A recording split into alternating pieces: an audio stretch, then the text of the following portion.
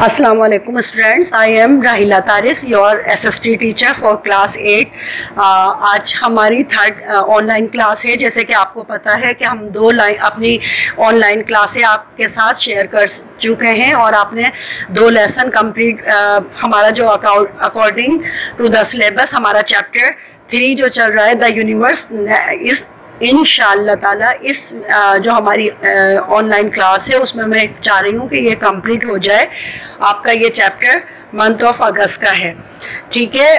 जो अभी तक जो मैंने आपको काम करवाया है द यूनिवर्स चैप्टर में, मैंने आपको फर्स्ट वीडियो में द यूनिवर्स का सोलर सिस्टम पढ़ाया था और सोलर सिस्टम के बाद सेकंड जो मेरे लेक्चर आपके पास आया था सेकंड वीडियो का, उसमें मैंने आपको सोलर एक्लिप और लूनर एक्लिप के साथ ही मैंने आपको जो काम करवाया था वो सोलर सिस्टम के ही बारे में मज़ीद उसको डिफाइन करवाया था, जिसके अंदर हमने आपको अर्थ की ऑर्बिट और अर्थ की एक्सिस 2 टाइप्स जो होती हैं वो मैंने आपको दोनों उसमें करवाई थी। आपको इंशाल्लाह ताला मुझे पूरी उम्मीद है आपने उसको बहुत अच्छी तरह से समझ लिया होगा कि एक्सिस से क्या मुराद है और ऑर्बिट हम किसे कहते हैं।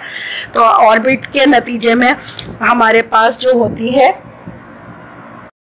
सीज़न बनते हैं और यानी पूरा साल जब एक कंप्लीट होता है तो उसके बाद हमारे पास, मैंने आपको बहुत अच्छी तरह से ये बात बताई थी कि ऑर्बिट के नतीजे में हमारे पास जो होता है सन जितने मंथ जो है वो जिस कंट्री के पास रहता है वहाँ पर गर्मियाँ रहती हैं और जो हिस्सा सूरज से पीछे रहता है जिन कंट्रीज़ का, वहाँ पर सर्दियाँ होती हैं। तो मैंने आपको बताया था कि ऑर्बिट के नतीजे में हमारे पास सीजन जो है वो वजूद में आ जाते हैं, सर्दियाँ गर्मियाँ वगैरह टाइप।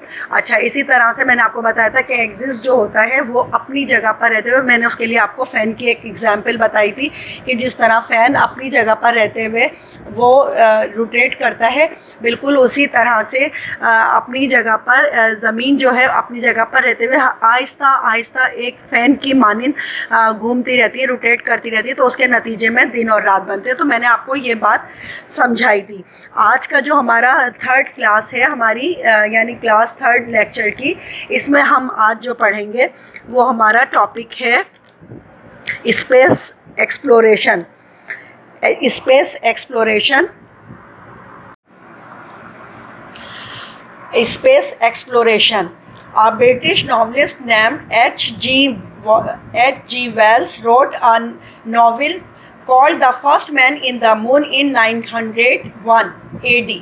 एक ब्रिटिश नॉवलिस्ट है जिसका नाम है H.G. वेल। उसने लिखा एक नॉवेल, एक पहला आदमी जो कि मून पर पहुंचा 1901 में AD. The story was about the scientist who succeeded in the traveling to the moon. ये कहानी थी साइंसदानों की कामयाबी के साथ सफ़र करने की मून पर। एड टू द पब्लिकेशंस, यानी उस वक्त की जो इशाअत थी उस वक्त की पब्लिकेशन के मुताबिक the story was mayor the fantasy, यानी उस वक्त की पब्लिकेशन के हिसाब से हम कह सकते हैं कि ये कहानी जो थी एक फ़र्जी कहानी थी, तसव्वुराती कहानी थी, महज एक कहानी थी। As the space travelling was not possible at the date time, यानी उस वक्त पॉसिबल ही नहीं हम सोच सकते थे कि खला में सफ़र किया जा सकता है। There was no means of the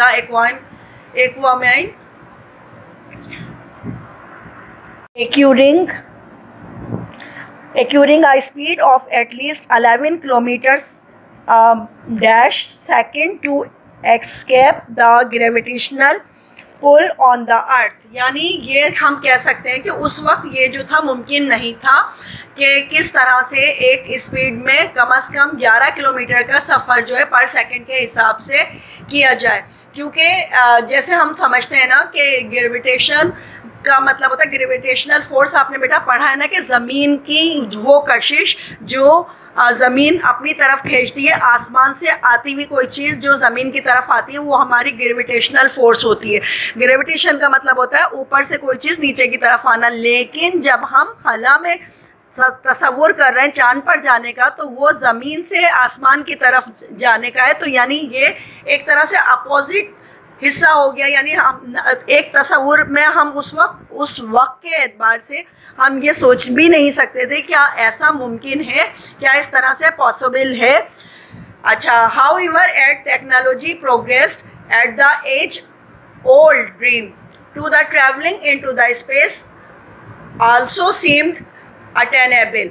अच्छा, यानी अब जो टेक्नोलॉजी ने जो तरक्की की है, जो आज की जो टेक्नोलॉजी है उसके अंदर, तो हम इस बात को समझ सकते हैं कि ये पॉसिबल है. By 1957 AD both the USSR and USA had developed rockets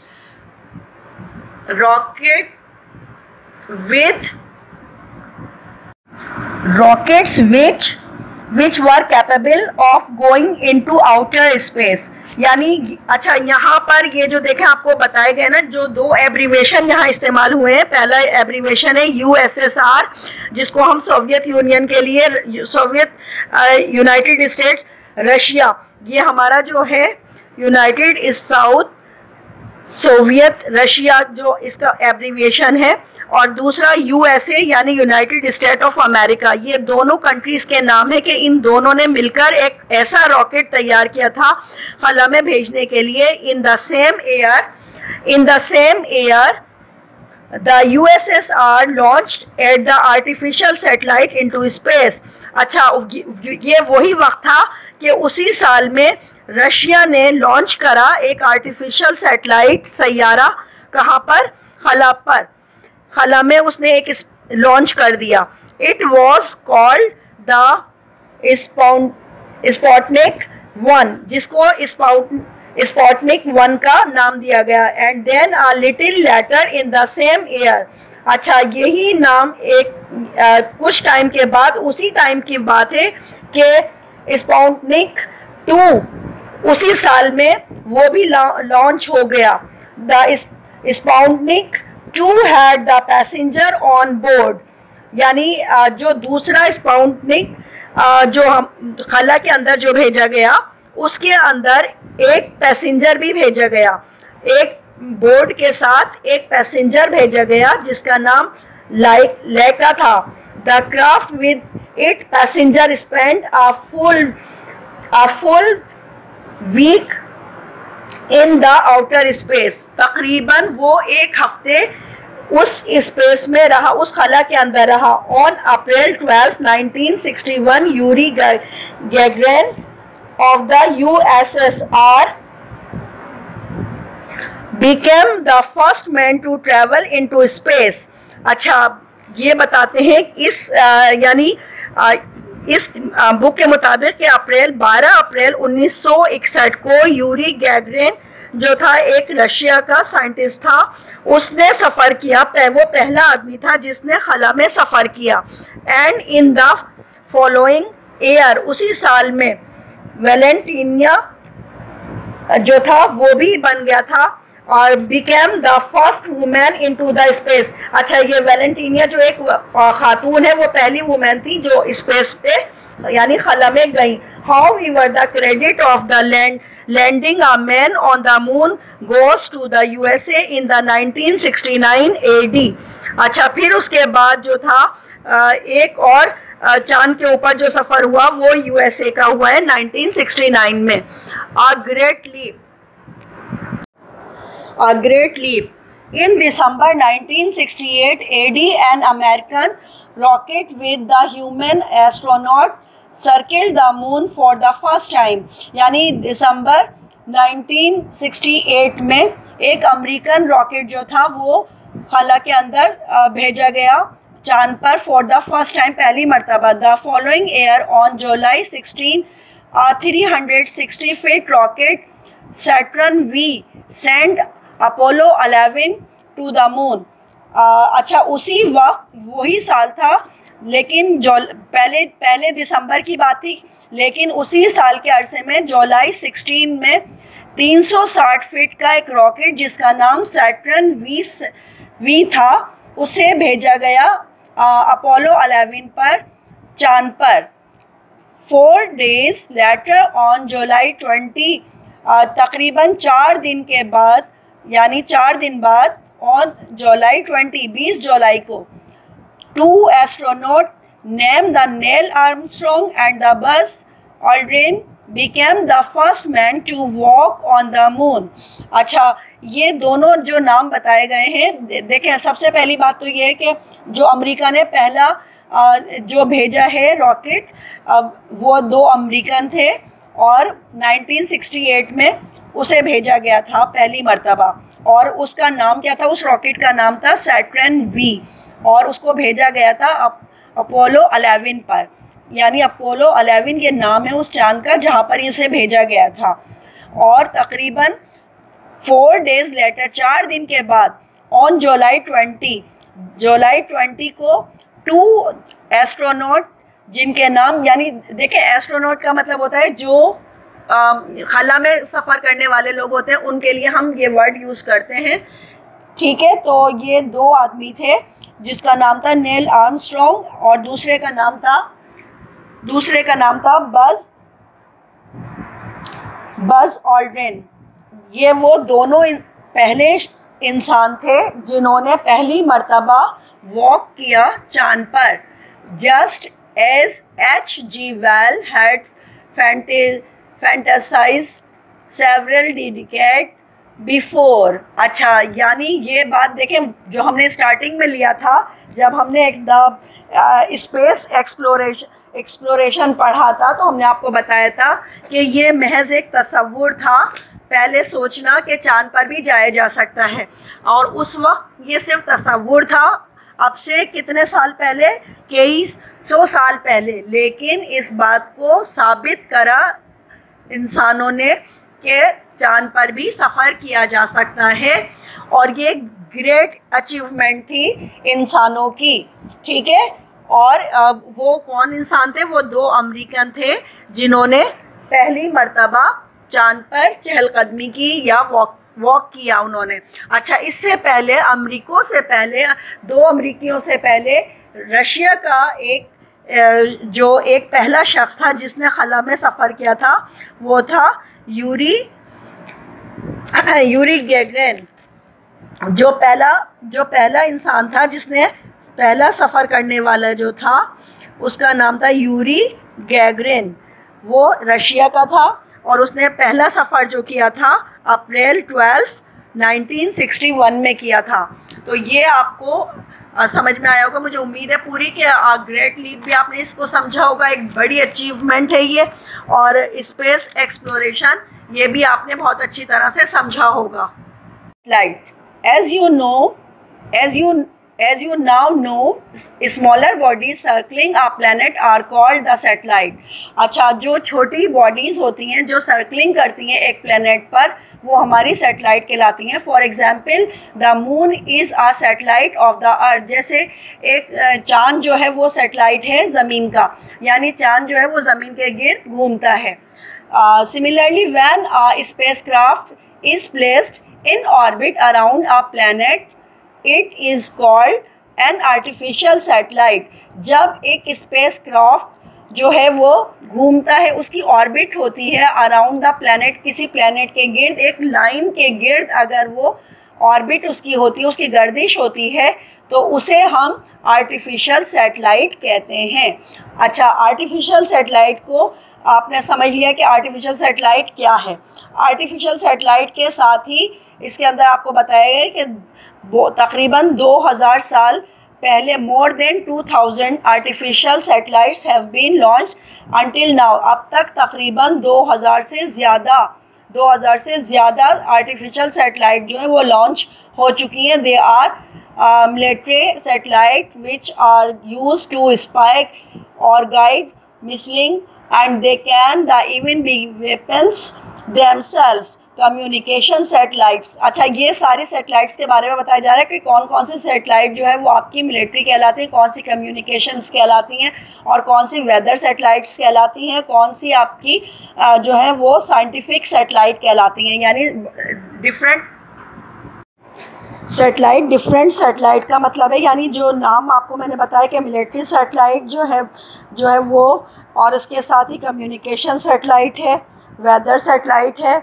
और साइंटिफिक सैटेलाइट्स हैं। ये डिफरेंट सैटेलाइट्स हैं जो कि आर्टिफिशियल सैटेलाइट्स कहलाती हैं, डिफरेंट वे में काम कर रही होती हैं। अच्छा, अब हम आते हैं अपने अगला exercise fill in the blanks और चूज द बेस्ट आंसर की तरफ। हाँ जी बेटा, अब ये देखें फिल इन द ब्लैंक्स आ गई हैं, हमारे इस चैप्टर की हैं। पहली ब्लैंक के अंदर आप लिखेंगे universe. The universe include the space and the everything that exist in. अच्छा, फिर इसी तरह से नंबर 2 ब्लैंक के अंदर है the earth travel at the speed of about 72,000 kilometre. इसमें आप सेकंड ब्लैंक के अंदर लिखेंगे 72,000। फिर तीसरी ब्लैंक आपकी है the moon revolves around the earth and the complete one circle के साथ लिखेंगे 29.5 डेज, यानी 29.5 डेज में सर्किल कंप्लीट होता है मून का। फिर उसके बाद नंबर 4 में आप लिखेंगे the sun is about 1.5 kilometre away from the earth. तो इसमें आप लिखेंगे 150 million kilometre away from the earth. फिर उसके बाद नंबर 5 है आपकी dash of the USSR became the first man to travel into the space। तो इसमें लिखेंगे यूरी गैगरिन जो था वो पहला इंसान था जिसने सफ़र किया था खला में। तो ब्लैंक के अंदर आप क्या लिखेंगे, आंसर में लिखेंगे यूरी गैगरिन। अब इसी तरह से आपकी है choose the best answer. Year in Pluto as is as long as dash earth year. तो इसमें आ जाएगा 248 एयर तकरीबन आ जाएगा इसके अंदर से। आपका answer choose the best answer में 248 थर्ड आंसर जो है यानी ऑप्शन सी आप आंसर में लिखेंगे। The sun mainly consist of dash gas. तो इसमें आप लिखेंगे हाइड्रोजन। सूरज जो है वो तकरीबन मुश्तमिल है हाइड्रोजन गैसेस पर। फिर उसके बाद the planet Jupiter has dash moon revolving around it. तो इसमें आप लिखेंगे 16। क्या लिखेंगे? 16। फिर उसके बाद है H.G. Wells wrote a novel called dash. तो उसने जो नॉवेल लिखा था वो नॉवेल का नाम है the first man in the moon. The first man in the moon, ये एक साइंसदान था जिसने लिखा था एक नॉवेल, तो उसका नॉवेल का नाम था the first man in the moon. फिर इसी तरह से है number 5 Neil Armstrong and the buzz Aldrin became the first man on the moon. अच्छा, ये जो पहली दफ़ा जो इन्होंने सफ़र किया था खला में वो 2 अमरीकन थे। मैंने आपको बताया था कि 2 अमरीकी थे जिन्होंने पहली दफ़ा सफ़र किया था। उन्होंने 20 जुलाई को किया था, 20 जुलाई 1969। तो ये इसमें आपने आंसर में लिखना है 20 जुलाई 1969। एक दफ़ा मैं दोबारा से रिपीट कर रही हूँ आपको सिर्फ आंसर्स। पहली में आप आंसर में लिखेंगे फिल इन द ब्लैंक्स के यूनिवर्स। सेकंड में लिखेंगे आप 72,000।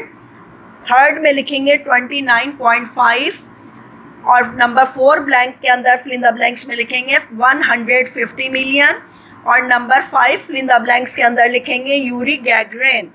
ये आपके आंसर हो गए फिल इन द ब्लैंक्स के।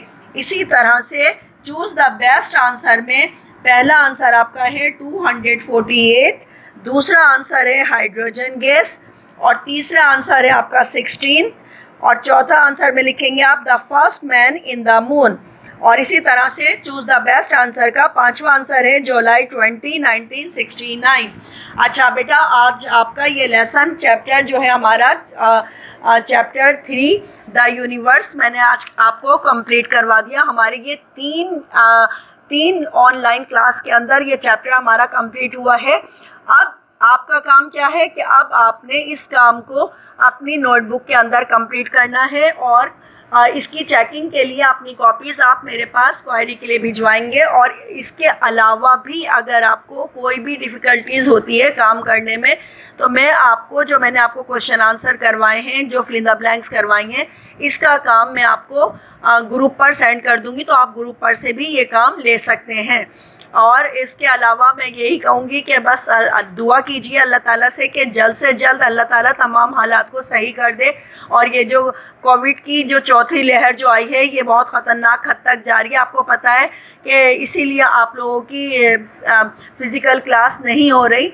तो दुआ यही कीजिए कि अल्लाह ताला सब कुछ सही कर दे और हम लोग जल्द से जल्द फ़िज़िकल क्लास में एक दूसरे के साथ हो और आपकी क्लास भी हो और आप मिलकर अपना काम कंप्लीट करें, क्योंकि बेटा फेस टू फेस काम जो होता है वो एक अलग होता है। ऑनलाइन क्लास में आपको डिफ़िकल्टीज़ भी बहुत होती हैं ज़ाहिर है ऑनलाइन क्लास के अंदर। तो मैं अल्लाह से बस यही दुआ करती हूँ, अल्लाह ताला हम सबको अपने हिफ्ज़-ओ-अमान में रखे। खुदा हाफिज़।